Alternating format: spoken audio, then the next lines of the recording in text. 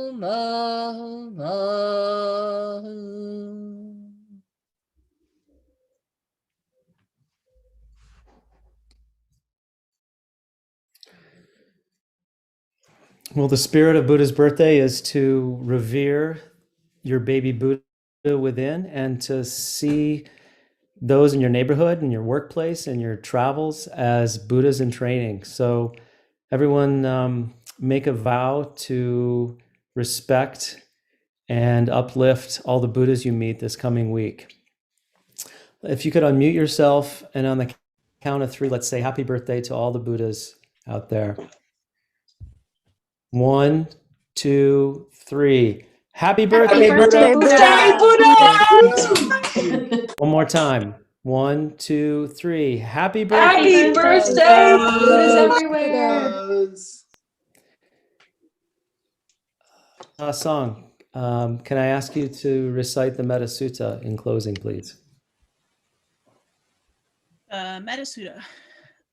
This is what should be done by one who is skilled in goodness and who knows the path of peace.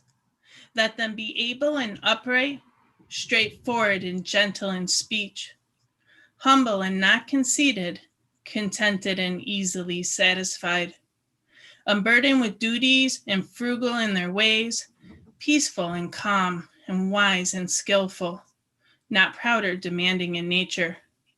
Let them not do the slightest thing that the wise would later reprove, wishing in gladness and in safety, may all beings be at ease.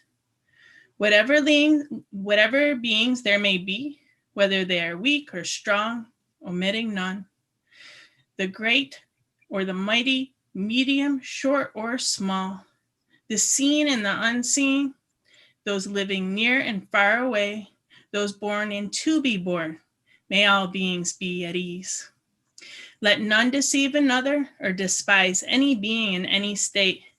Let none through anger or ill will wish harm upon another.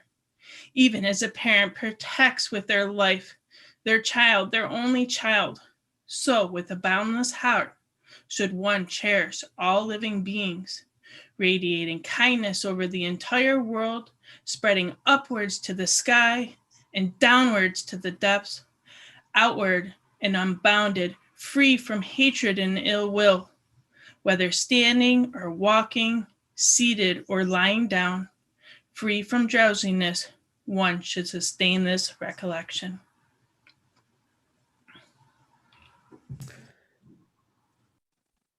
I want to thank all of the Dharma readers here on Zoom, and thank you everyone on YouTube. And happy birthday, Buddhas. Happy Good night. birthday. Happy birthday.